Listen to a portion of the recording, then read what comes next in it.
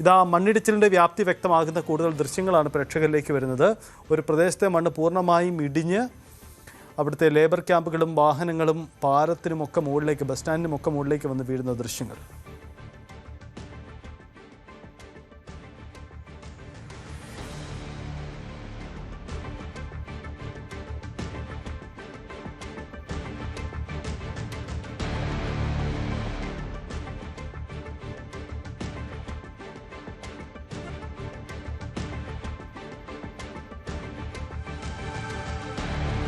ഒരു മരണത്തിന് സ്ഥിരീകരിക്കുന്നു.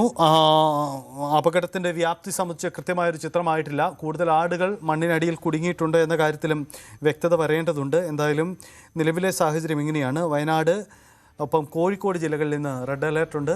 അത് കൂടുതൽ ജാഗ്രത പാലിക്കണം. കാരണം ശക്തമായ മഴയുണ്ട് എന്ന് മാത്രമല്ല, മലയോര മേഖലകൾ അതീവ ജാഗ്രത വേണം. ഉരുൾപൊട്ടൽ ഒപ്പം മണ്ണിടിച്ചിൽ സാധ്യതകൾ നിരവധിയുണ്ട് മലയോര മേഖലയിൽ. അതുകൊണ്ട് തന്നെ ആ ജാഗ്രത പ്രത്യേകം പുലർത്തുകയും ചെയ്യണം.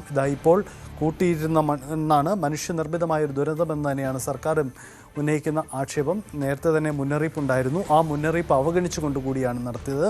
അതുകൊണ്ടാണ് ഈ ദുരന്തം ഇങ്ങനെ ഉണ്ടാകുന്നത്. കൂടുതൽ ആളുകൾ ഉള്ളിൽ കുടുങ്ങിയിട്ടുണ്ട് എന്ന കാര്യത്തിൽ ഇപ്പോഴും ആശങ്കയുണ്ട്. അത് സംബന്ധിച്ച പരിശോധനകൾ നടക്കുകയാണ്. സ്ഥലത്ത് ഇപ്പോൾ രക്ഷാപ്രവർത്തനത്തിന് വേണ്ടി എത്തിച്ചിരിക്കുന്ന സംവിധാനങ്ങൾ പര്യാപ്തമല്ല. കൂടുതൽ സംവിധാനങ്ങൾ എത്തിക്കണം എന്നതുകൂടിയാണ് പറയുന്നത്. 2-3 ഹിറ്റാച്ചി ഉപയോഗിച്ചുകൊണ്ടാണ് ഇപ്പോൾ മണ്ണ് മാറ്റാൻ ശ്രമം നടക്കുന്നത്. പക്ഷേ അത് പോരാ. കൂടുതൽ ആളുകൾ ഇടപെട്ട് കൂടുതൽ മണ്ണ് അവിടെ നിന്ന് എടുത്തു മാറ്റണം എന്നാൽ മാത്രമേ രക്ഷാപ്രവർത്തനം കൃത്യമായി നടത്താനാവൂ എന്ന് നമുക്ക് വ്യക്തമാവുന്നുണ്ട്.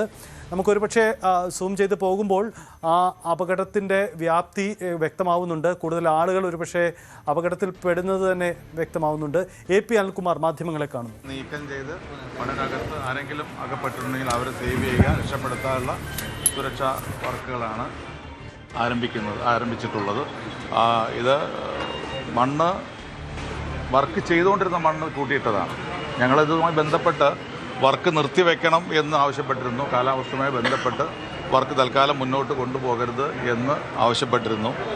അതിൻ്റെ അടിസ്ഥാനത്തിൽ തൊഴിലാളികൾ കൂടുതലുണ്ടായിരുന്നില്ല, വർക്ക് നടക്കുന്നുണ്ടായിരുന്നില്ല.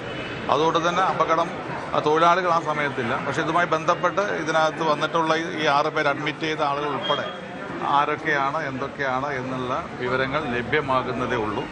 അപ്പോൾ മറ്റ് കാര്യങ്ങളൊക്കെ ജില്ലാ കളക്ടർ അവിടെ എത്തിയിട്ടുണ്ട്. മറ്റ് കാര്യങ്ങളെല്ലാം നടന്നുകൊണ്ടിരിക്കുന്നുണ്ട്. അല്പസമയത്തിനകം തന്നെ നമുക്ക് അതുമായി ബന്ധപ്പെട്ട ഒഫീഷ്യലായിട്ടുള്ള കാര്യങ്ങൾ തന്നെ പറയാൻ കഴിയും.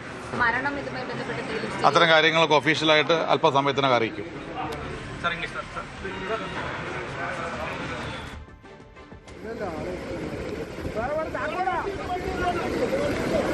എന്തായാലും മന്ത്രിയാണ് കാര്യങ്ങൾ വ്യക്തമാക്കിയത്. പ്രേക്ഷകരെ ഞങ്ങളൊരു ദൃശ്യത്തിലേക്ക് കൊണ്ടുപോകാം. അവിടെ ഈ അപകടത്തിൻ്റെ വ്യാപ്തി കൂടുതൽ ദൃശ്യമാകുന്നതാണ്. അതായത് പ്രേക്ഷകർ ഇപ്പോൾ കാണുന്ന ദൃശ്യപ്രകാരം ആ ചുവന്ന റൗണ്ടിലുള്ള ഭാഗത്ത് കൂടുതൽ ആളുകൾ മണ്ണിനടിയിലേക്ക് കുടുങ്ങിപ്പോകുന്നതായി വളരെ വ്യക്തമായി കാണാൻ കഴിയും. കാരണം ഓടി മാറാൻ ആളുകൾ ശ്രമിക്കുന്നുണ്ടെങ്കിലും ചില ആളുകൾ, അവസാന ഭാഗത്തുണ്ടായിരുന്ന ചില ആളുകൾ മണ്ണിനടിയിൽ കുടുങ്ങിപ്പോയിട്ടുണ്ട് എന്ന് തന്നെയാണ് മനസ്സിലാക്കുന്നത്. അതാണ് ആ ചുവന്ന റൗണ്ടിൽ, ആ ചുവന്ന വൃത്തത്തിനുള്ളിൽ അടയാളപ്പെടുത്തുന്ന ഭാഗത്ത് സംഭവിക്കുന്നത്.